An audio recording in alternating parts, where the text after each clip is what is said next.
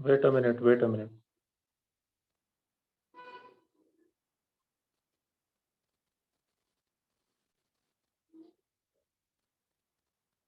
One, Yes, sir. Yes, sir. okay. We have seen how globalization is affecting entire world, whether it is developing country, underdeveloped country, or fully developed countries in European and American continent, including Japan or part of China also. So all these factors we have studied theoretically. Now, when it comes to India as a country, what is the effect, what impact globalization is leaving on Indian economy, that we have to check if really it is helping India, and India is getting support in its economic growth, per capita income, purchasing power parity, or gross domestic production. All these factors are growing in proper direction, or we are having certain losses on account of globalization, that we are going to have a look on the things which India is having as an impact due to globalization.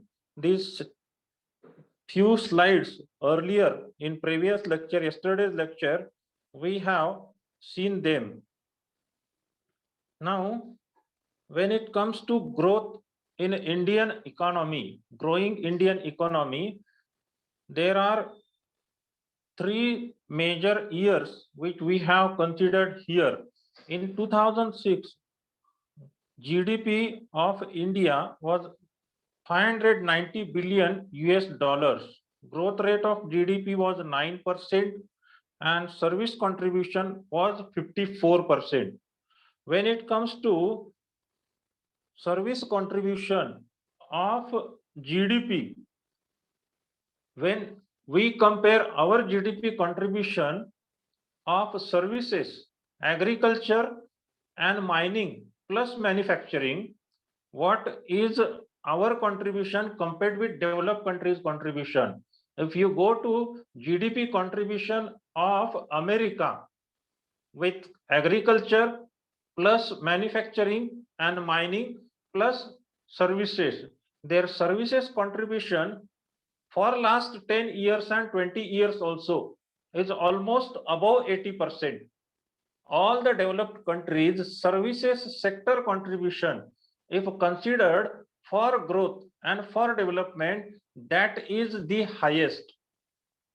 When all the developing countries, if we consider GDP growth, there's one similarity, that their GDP contribution along with manufacturing and agriculture is lower than developed countries.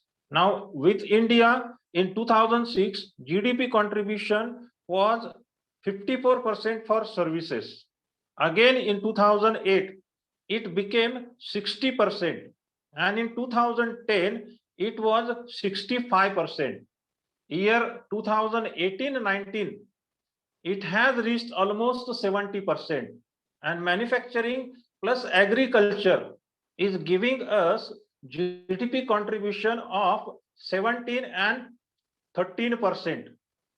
So that way we are on right track when it comes to GDP contribution. If we compare our GDP with developed countries' GDP, when India got freedom, our India's economy was having backbone of agriculture. India's economy's backbone was agriculture, and we were having very much dependent on agricultural produce and relevant services for agriculture. But nowadays, our dependence on agriculture have reduced up to certain extent, because in automation, mechanization, IT sector, education, healthcare, and apart from agriculture and marketing, whatever services contribution we are getting, it is much higher than agriculture plus manufacturing. And when it comes to balance of trade, in 2006, 15 years back, it was 46.2 billion. Now balance of trade was a negative balance should increase with surging imports versus export. And when it comes to investment, it was 250 US dollars, then 305, and in 2010 it was $370.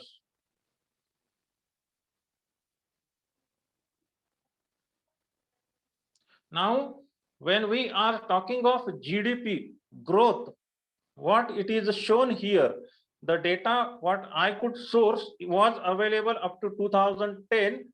Now contribution of services increased from 48% to 62% and is estimated to contribute 60%. Is estimated, it's because it is written in 2009-10. Now when we are looking into contribution of agriculture, almost for all years between 1999 or 2000 till 2010, it is the lowest one. When it comes to industry contribution, it has grown from 103 to 287 US billion dollars. And when we count contribution of services sector, it has increased from 191 US billion dollars to 682 US billion dollars, and it is much more, almost double when we are considering year 2018-19.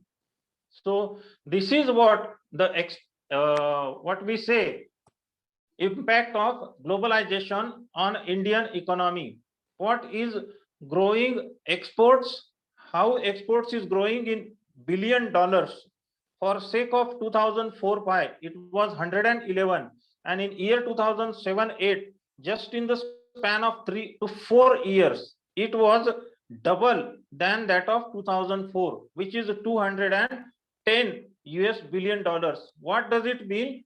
Imported products consumption in India has almost doubled between 2004 to 2008, and that time it was $211. Now it is more than 500 US billion dollars in year 2018. So import also has grown up multifold in duration of 2004 to 2018-19, almost for 15 years. Increasing forex reserves. What is meant by forex reserves?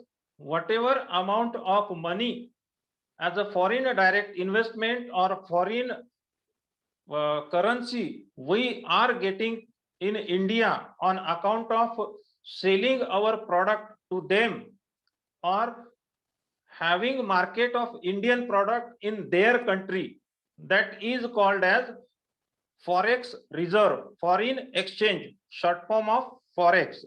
India's forex reserves till 2008, till 14th March 2008, has increased in duration of 8 years from $54 billion to $306 billion.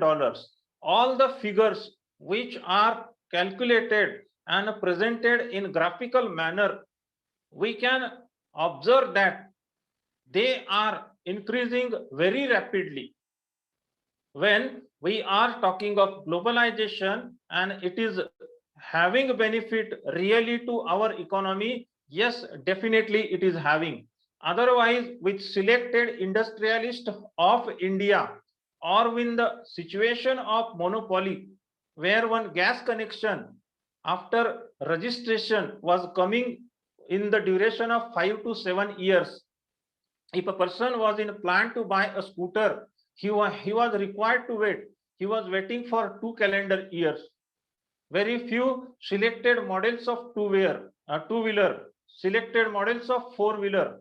All the commodities which were in sector of automobiles or electric and electronics, or for sake of education, number of universities, number of private universities, number of deemed to be universities, coalition or partnership in education sector with foreign universities, all these things were not at all available. And on account of these students, young generation of this country was living with limited opportunities. Now, this is how increase in forex reserves has happened from $54 billion to $306 billion. Growing foreign direct investment, its inflow from in 2003 it was 4.3, and in 2007-8 it was 30 billion dollars from $4. What is written at the bottom? India is ranked second in A.T. Kearney's FDI confidence index. Foreign direct investment confidence index, India is ranked second in the world. Electronic equipment, manufacturing, and telecom have witnessed significant foreign direct investment inflow. All these equipments in electronic and telecom manufacturing are used by Indian market itself in huge quantity. We have seen effect of privatization on telecom sector in India. Almost 82% of Indian population now is possessing mobile handsets, whether that is of 2,000 rupees or 22,000 rupees. So this much privatization have occupied telecom sector. MTNL, BSNL as a telecommunication service is out of market. They don't have any place. Their contribution or their total share in the market compared with Reliance Jio, Airtel, Vodafone Idea is not even 1 or 2%. These Indian government companies are outdated now. Even when it comes to Indian made mobile handsets, Micromax, Carbon, all they are having their market share not even in two digits.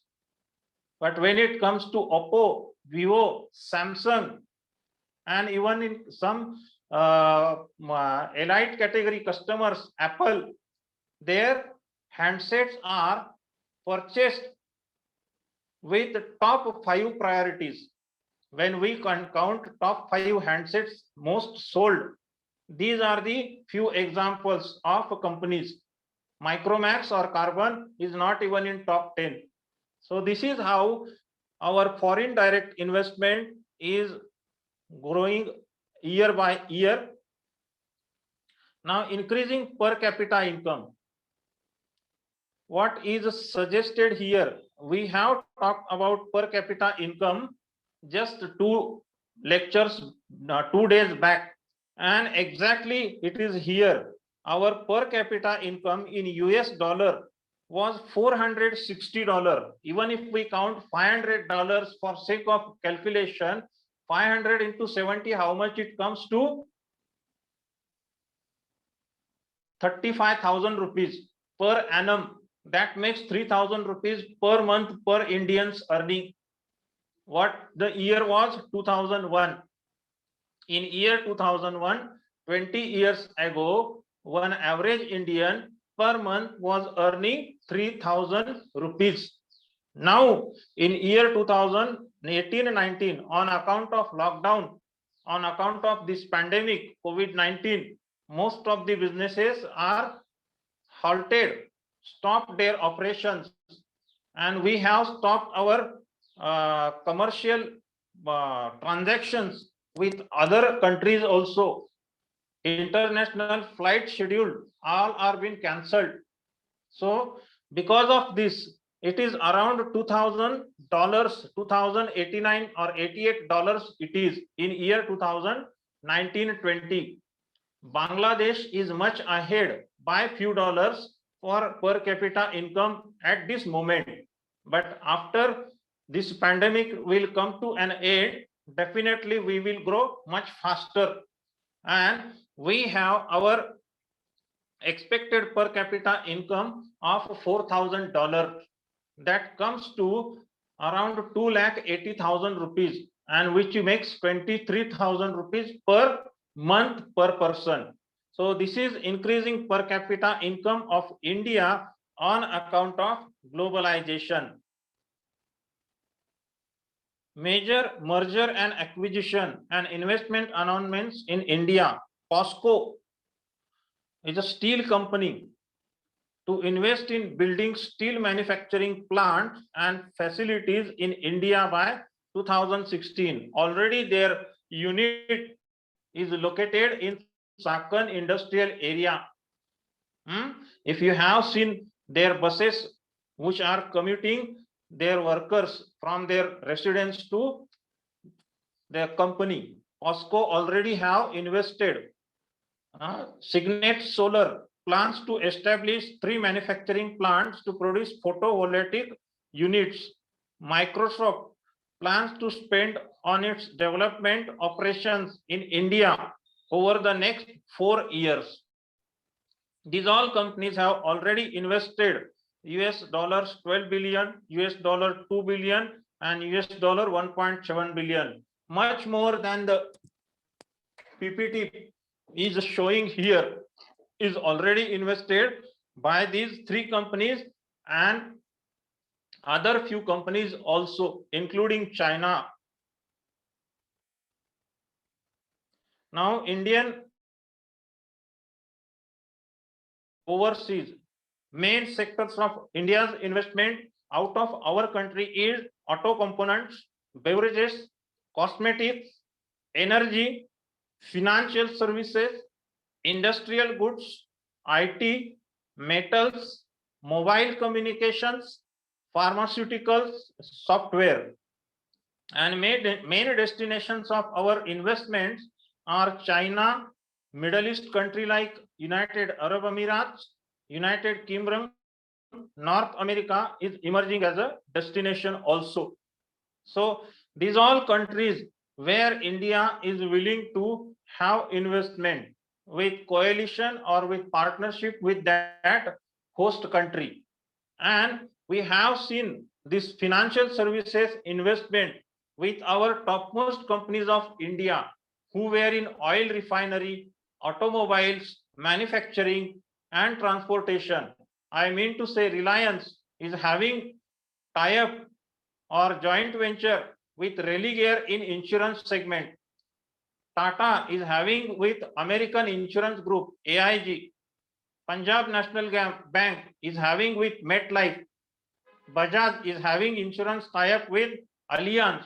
All these companies now, apart from manufacturing, have jumped into financial services also as their expansion plan.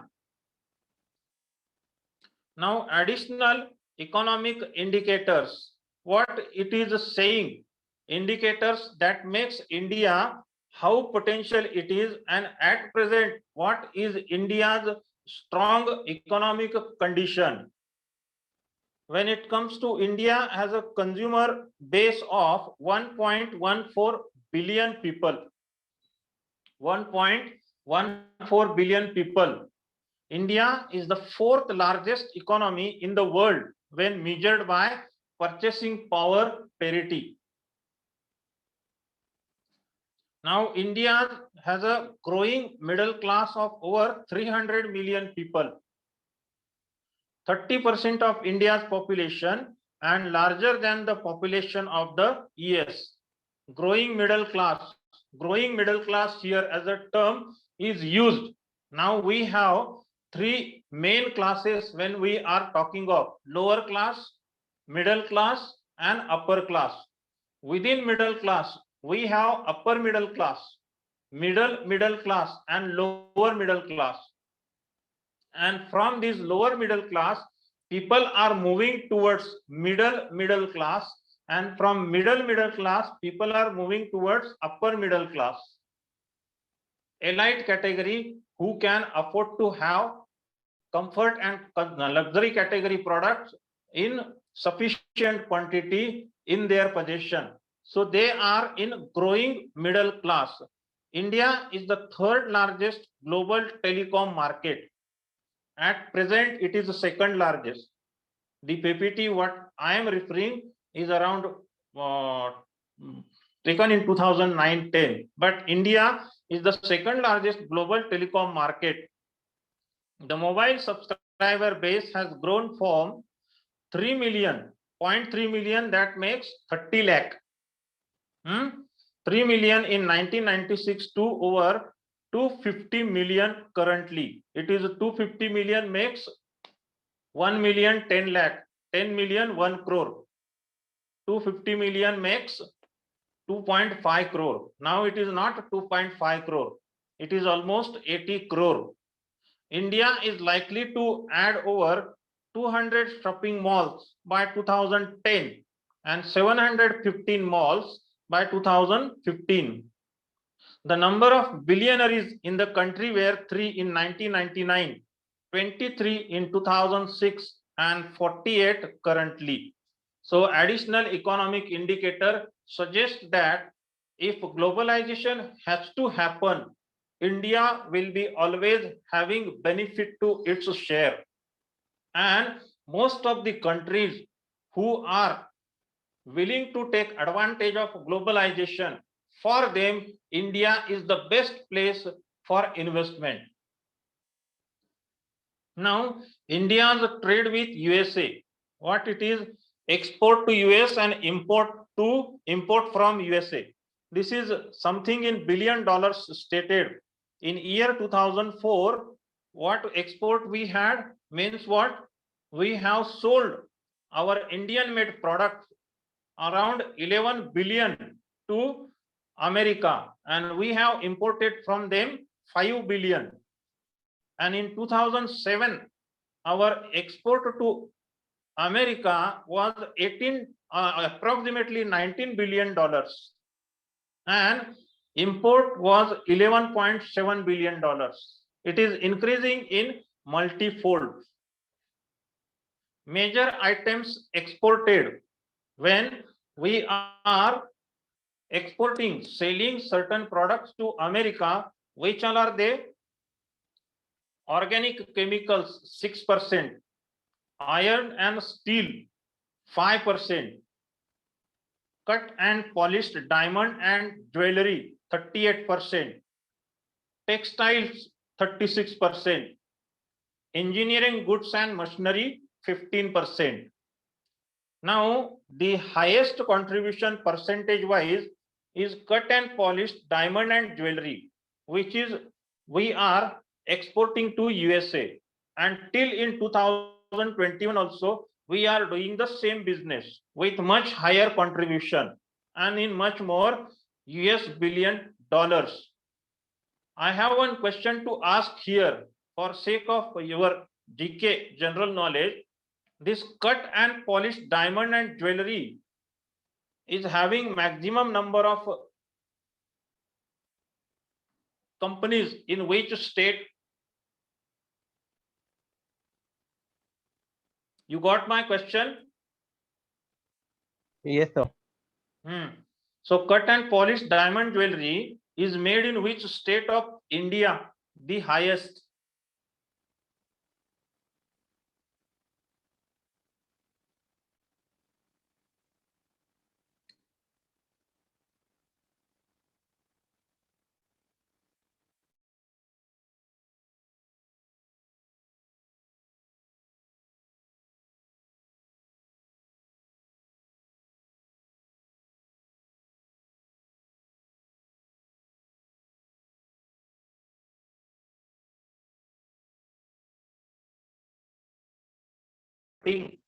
And polishing companies, we can say, and they have the highest number of workers also on account of COVID pandemic in both countries, USA as well as in India. They are going slow. It's a slack for them.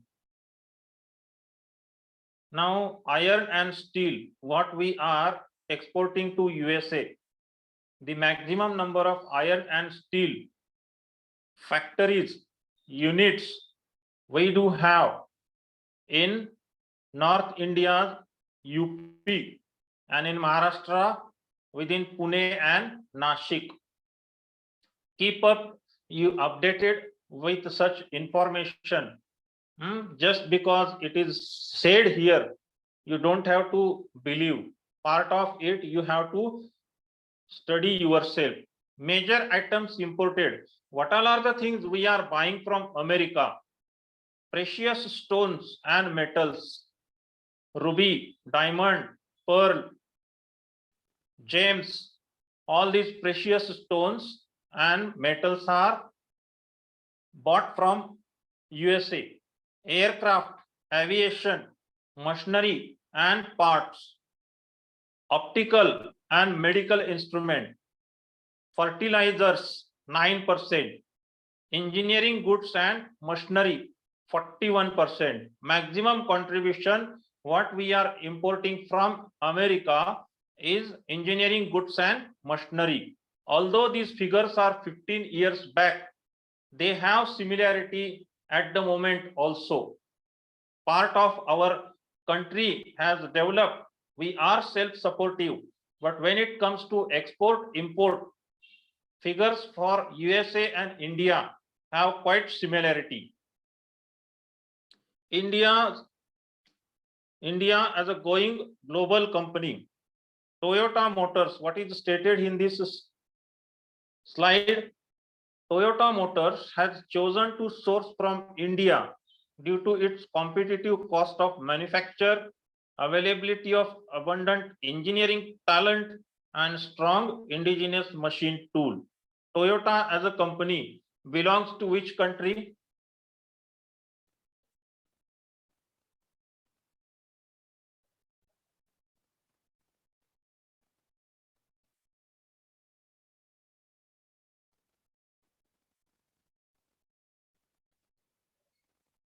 Toyota is from which company, which country? Don't you know? So maybe Japan. Yes. Then why you are taking this much time? Have I'm not confidence. sure. Have confidence, my dear. And Toyota's very popular showroom in Pune. Any idea whose it was? Toyota DSK. Have you ever heard? If you have seen any Toyota vehicle like Qualis, at the back of that vehicle, what is written? Toyota DSK. What is meant by DSK? DS Kulkarni. The person by name DS Kulkarni is behind the bars now. Let's not go into that subject. In his real estate business, he suffered a loss and he couldn't give back returns what were collected from his customers. Now we have here few companies data where India is having tie-up with foreign companies. They are operating in Indian market, will have manufacturing, will have services, and they will sell it throughout the world. Which all are they? Bayer, Reliance Industry. They are having bought Flag Telecom, Bermuda, with US dollars of 212 million. Tata Motors have taken Daewoo from Korea. Infosys Technology have taken Expert Information Services, Australia. Bharat Forge, Carl Dan Peddinghaus, Germany. Ranbaxy as a company of Indian origin have taken RPG, Ram Prasad Goenka, Aventis Laboratories, France. RPG is not relevant with this RPG group in India. By mistake I said, but RPG Laboratories, France. Wockhardt having CP Pharmaceuticals, UK. Cadila Health, Alpharma, SAS, France. Hindalco, Hindustan Aluminium Company, Straits, Australia. Wipro, company of Azim Premji, a very noble person helping COVID in COVID pandemic also. Nirwire, USA, and Aditya Birla, Dashi Kiao Chem, China. United Phosphorus with Orzaline herbicide, USA. Now these all companies, Bharat Forge, Ranbaxy started in 50s decade, Ranbir Singh and Gurubaksh Singh, two Punjabi brothers, started it. From Ranbir's RAN and from Gurubaksh BAX is taken, and with their names, Ranbaxy as a pharmaceutical company is known to entire world. So these all are companies who are having alliance with or have acquired these companies, and they are operating in India. Now, automotive sector of India, how well automotive sector on account of globalization have started moving. Yesterday only I have told you, Bajaj company was literally not having any advertising department. Their manager who was at distribution point used to call by economist as rationing officer. They never felt that there should be any advertising department, because in two-wheeler segment, few selected companies were having monopoly and customers were having huge demand. There was no proportion in demand and supply. At one side, there was huge demand by lakhs of people, and manufacturing was happening in hundreds. Bajaj was having those days popular model like Chetak, Priya and Vijay. Very few selected models were getting manufactured.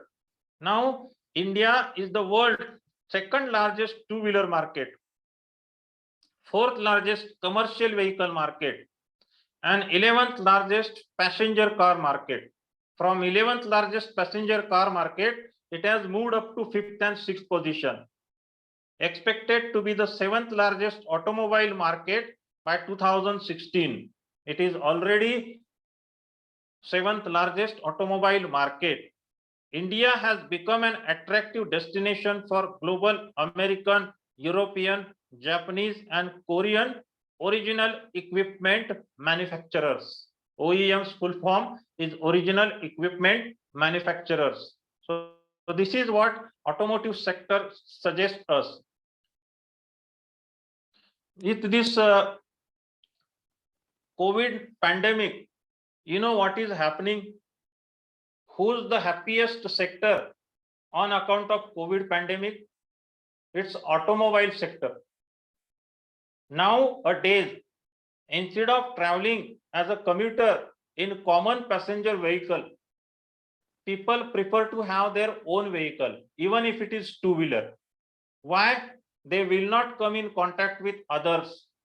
They will not be part of mob, and within that mob, 1 or 2 persons may be infected by COVID.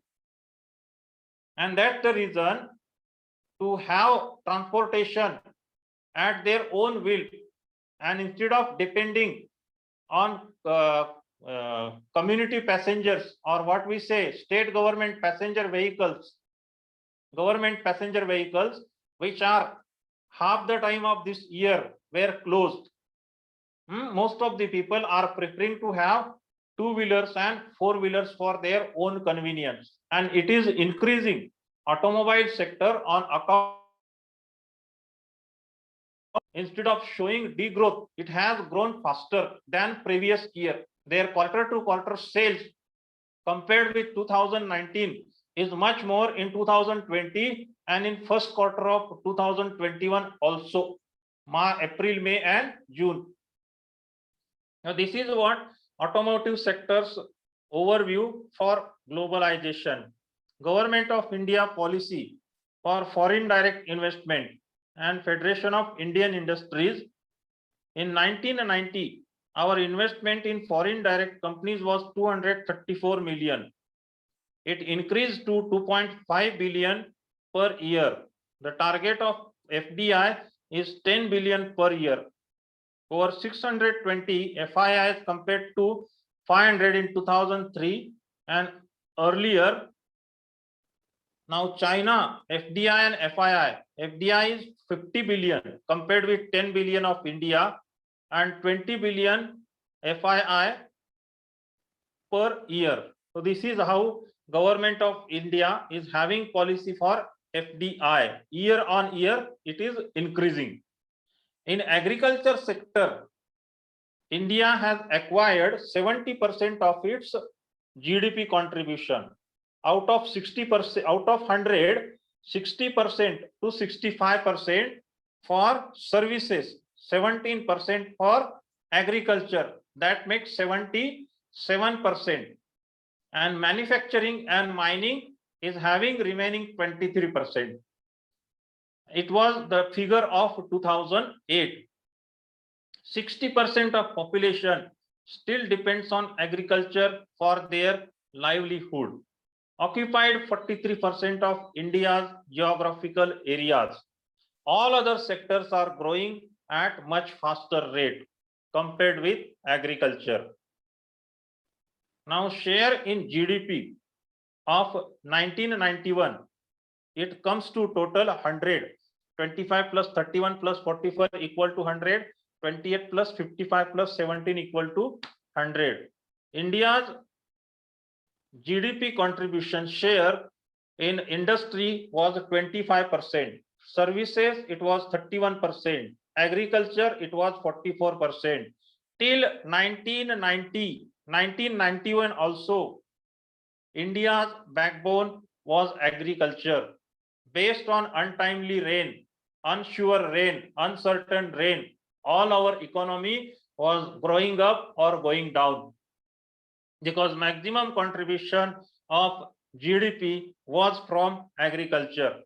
Now you can see the drastic change what it happened in span of 10 to 17 years. In 2007, industry contribution has increased 3% and it became 28. Services contribution increased almost double. It was 55% in 2007. Later on, it became 62%. And in agriculture, it was 44%, which decreased to 17%, decreased by 27%. Now we are not much dependent on agriculture for our economic growth. Why this happened? This happened because of globalization.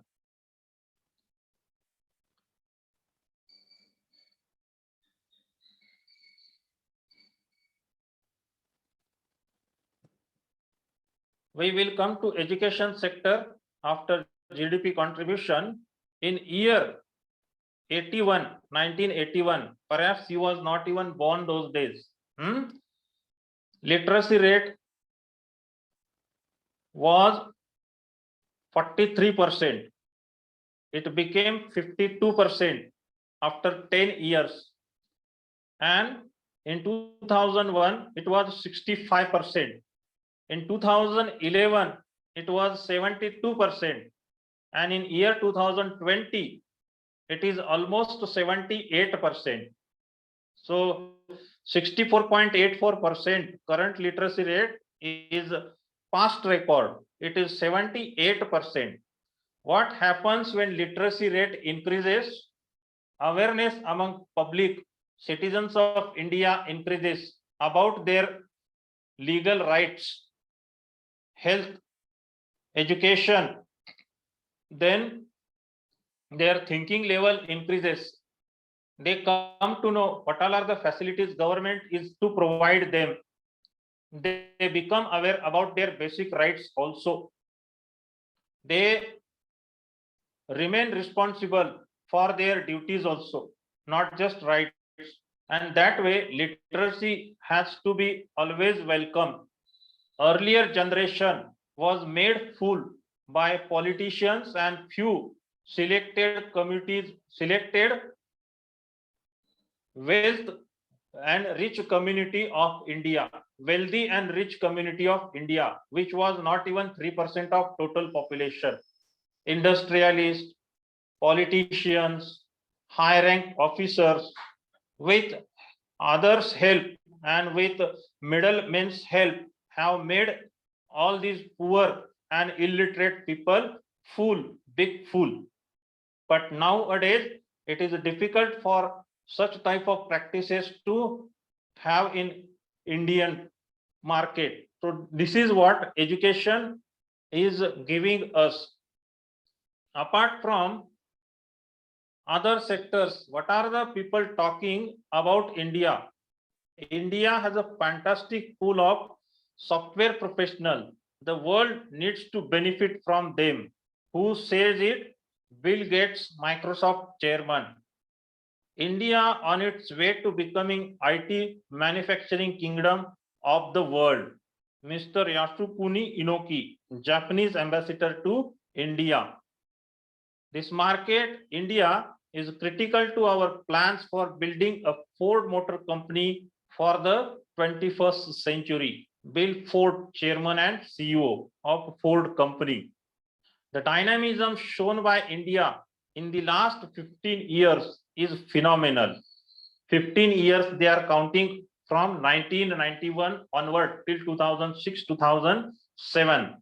Who's saying it? Paul Wolfowitz, president of World Bank. Now, apart from globalization's advantages, what all are the problems India is having? High growth, but problem of unemployment. This problem of unemployment have many dimensions. We are producing art, commerce, and science graduate in the highest number. Apart from their basic education, industry required education or additional education, professional education is neither been taken by this young generation nor government is making such provisions. And in such way, every other young graduate is feeling that although I am educated, I am not having opportunity. Most of the professionally built up design courses do have less admissions than the traditional courses. If you see any degree college, you will find every classroom is having 60 to 80 students in all arts, commerce, and science classes. After 12th or after 10th directly, very few students are taking admission to courses of ITI. Our society do have mentality of this British era. People want them to see in a position held by a government job.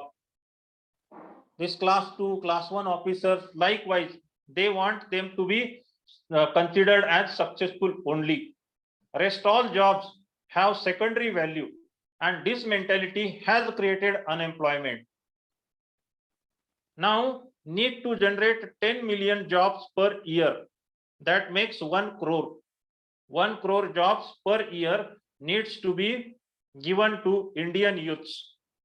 Multi-party rule hence need to accommodate political ideology with economic reality. Reservation, labor law reforms, all these factors are hurdles in India's progress. Multi-party rule. When political stability is attained by any country, flow of foreign direct investment, potential as a image as a potential country in international market increases. But with political instability, frequent change at central government will not help India to serve as a potential investment source for other countries also. So these all are problems of India. Now, when it comes to conclusion, companies in India that have successfully met competition by multinationals and domestic companies had a spirit of innovation, not only in their products and services, but also with reference to all their resources and effectively restructured them in a time and cost frame and met customer needs and improved their top and bottom line. This is what happened with globalization. We have sent satellite vehicle on Mars, which was made by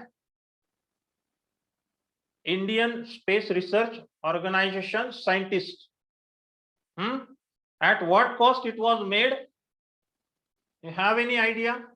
It's a recent development and which is quite relevant with globalization.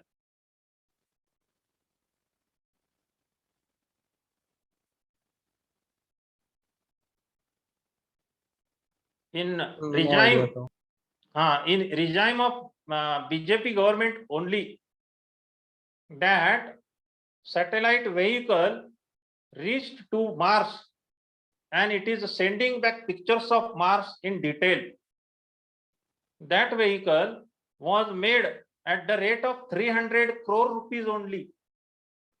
Now 300 crore rupees in Indian currency is used by Hollywood movies to make one movie.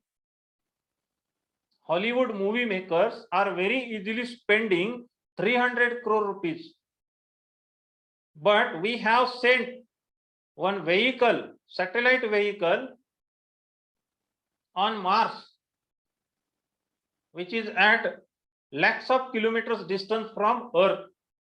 And these scientists from NASA were having prediction of expense coming to send satellite launch vehicle to Mars in billion US dollars, multifold of Indian currency in 300 crore rupees. But we have done it. Nowadays, in the last 1.5 years, people have realized that whatever job you are doing or whatever you are engaging yourself, it's very much necessary that you are generating income from that particular source, that particular work, what you have chosen for your earning. Because unemployment is at its peak.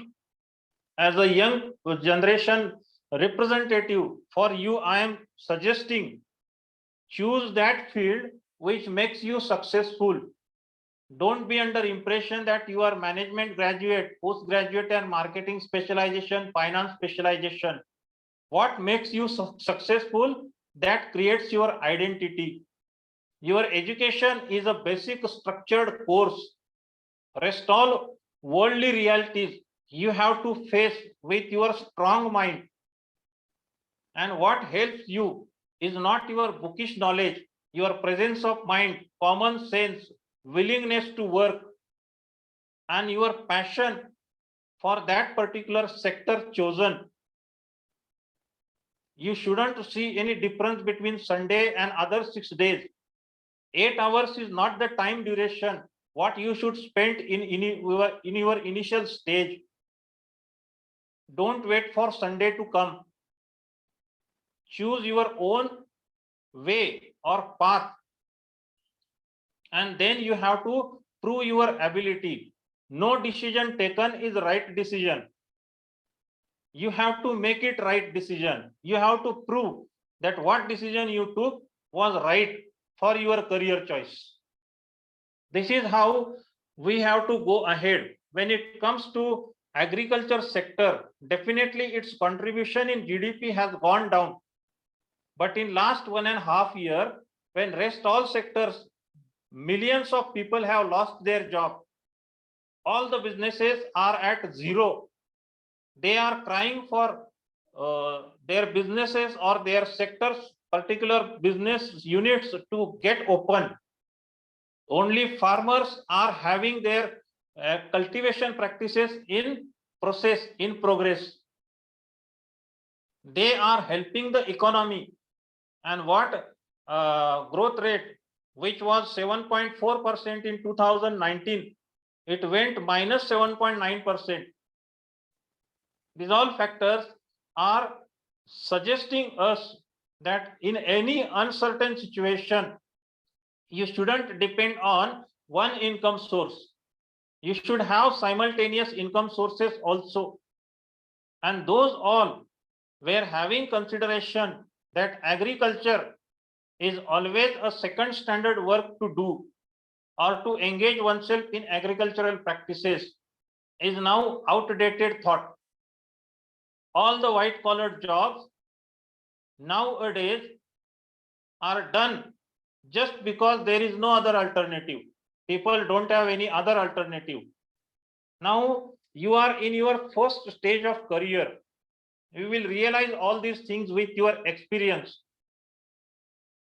Those people who are at the age of 45 to 50, and who served this market for 20 plus years, some of them 22, 21 also, they are leaving their top position or middle management position in corporate and going back to their native places and going and having interest, creating interest in agricultural practices.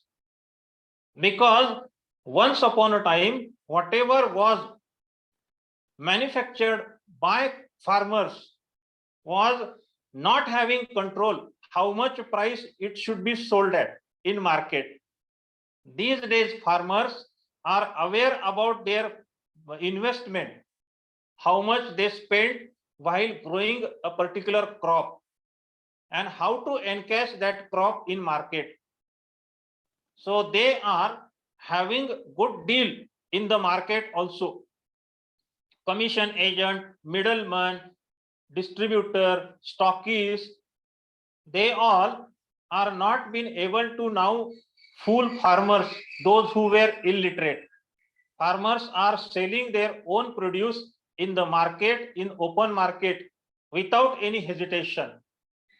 So if you are thinking that one particular sector is the best one and the others are not even better, sorry dears, you don't have this misunderstanding for your career choice.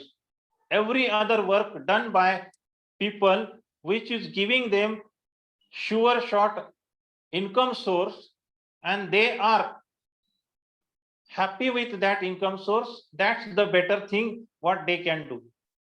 Otherwise, having degrees, certificates, medals, and sitting idle, sitting jobless is not serving at all any purpose. All the corporate world companies nowadays finding it difficult to keep their staff in the sizable number. Multitasking is always expected by newly joined employee also from the day one. They don't want their one particular work to be done by one employee. They want almost all works to be done by all people in the company. In giant size companies, the situation is different, but middle size and small size companies ask their employees to have multitasking. Now, these all factors are also changing the Indian scenario in market, and globalization have resulted, at least for India as a developing country, much better than other countries in Asian continent like Pakistan, Bangladesh, Sri Lanka, Nepal, Bhutan, Myanmar, Afghanistan. They all are much behind when it comes to India's growth. They couldn't be able to take advantage of their natural resources. They are divided among communities. They are following their regional religious practices blindly, and they don't want other countries developed to enter their country and spoil their religious feelings. Their thinking of progress, their thinking of human beings' happy life are much different than what we Indians do have, which is having mixed culture. We Indians are living in India in multilingual states, not even country, with different religions, with sympathy, with harmony, with respect for other religions. And this is our major cause when we are facing globalization as a tough fighter. This was relevant with India's globalization contribution and its impact. Tomorrow we will start with another subtopic or new topic. Tomorrow perhaps will be last lecture of this week. Let's see what from Monday to Saturday we will have in schedule. Okay. Okay, sir. Okay, sir. Okay. Thank you. Okay, thank you, Bye. sir. Thank you, sir. Welcome. Thank you, sir. Welcome. Thank you, sir. Welcome. Thank you, sir.